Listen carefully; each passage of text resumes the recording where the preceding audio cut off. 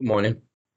This is Kelvin Simmons, retired state of Florida probation and parole officer and prior adjunct professor of criminology with a focus on criminal justice and law enforcement. This video focuses on how I completed my probation and parole probationary period, which was for 12 months. I relate this to what a person may go through while they're on probation supervision for a felony offense. Example, I reported to work on time. You can be on probation and you report as you are required. I followed instructions given to me by my superiors, also known as my supervisors.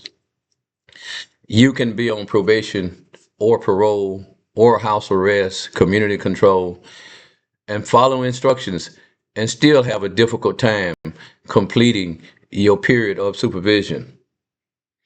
I was eager to learn and take on new tasks.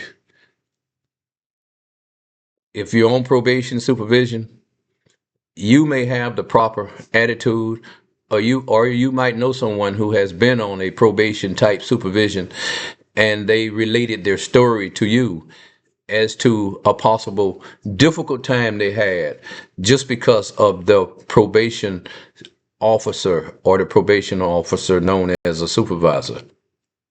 I sought help from experienced officers.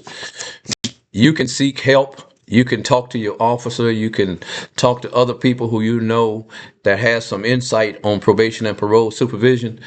And you still may find yourself in a situation where you have someone, example in my case, during my probationary period, someone who did not want me to complete my period of supervision, because that supervisor knows that it's easy to terminate, fire you if you're on probation supervision.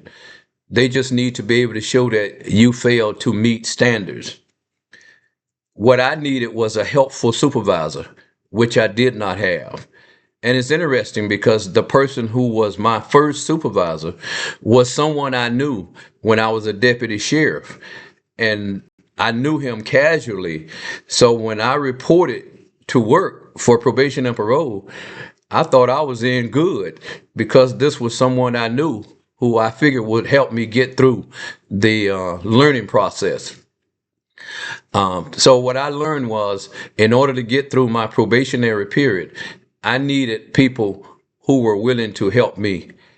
It turned out that it was senior probation and parole officers who helped me to get through my my first 6 months of probation while I was when I was a new employee. What my supervisor would do to hinder me, he would not approve my work. After my first 3 months on the job, he would not approve my assignments. He would not sign off on them.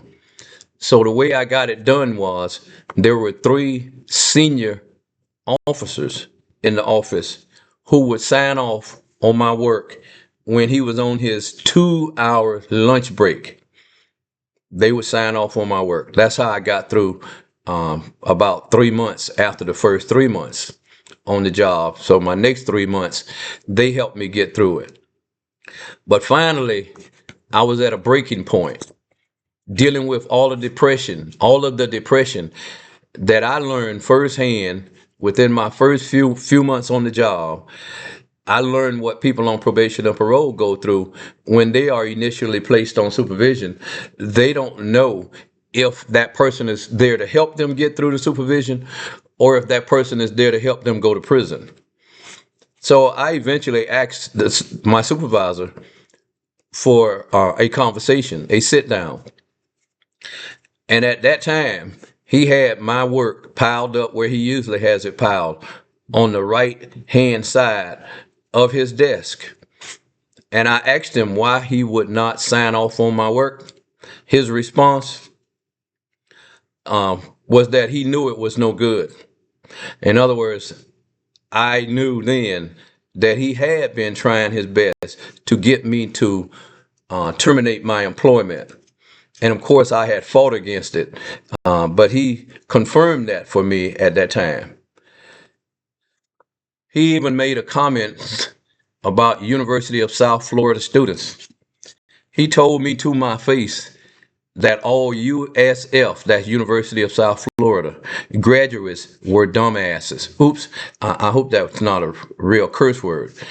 But after he said that to me, he most definitely confirmed that he was out to get me to leave.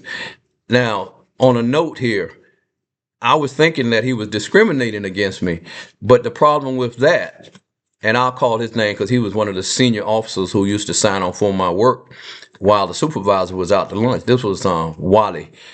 I won't call his last name, but Wally was a black guy. And I was thinking, well, it can't be racial discrimination because Wally is black. And he treated Wally nice, like he treated the other officers. But as I learned, was that he was using what's called projection. In other words, he had some issues, which I'm not going to note right here. But if you want to know what they are, you can purchase my book. And this is the one, my first book, Confessions and Life of a Black Probation and Parole Officer. And I go through and I explain what I learned was going on with this particular individual. But after that sit down meeting, no, I did not quit. I made a complaint to his superiors or his supervisors. And I felt bad because they were investigating me as if I was the bad guy.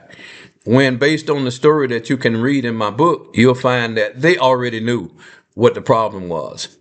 But the result was for me to be transferred, and I'll call his name, to Carl Witkowski's unit, or Witkowski's unit.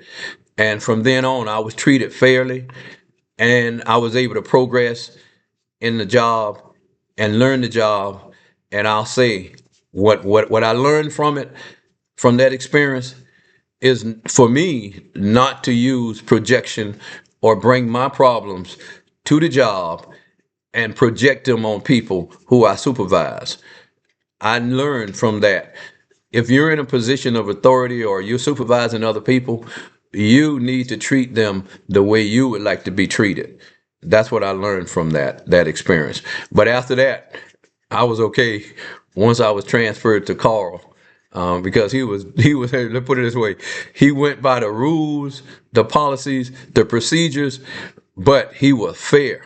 He was firm, but he was fair. So I'm going to end this video and ask that you give me a like and subscribe and share with others, because I consider this a video concerning motivation when things look like they're so bad for you that you can't succeed. With help from others, you can make it. Thank you.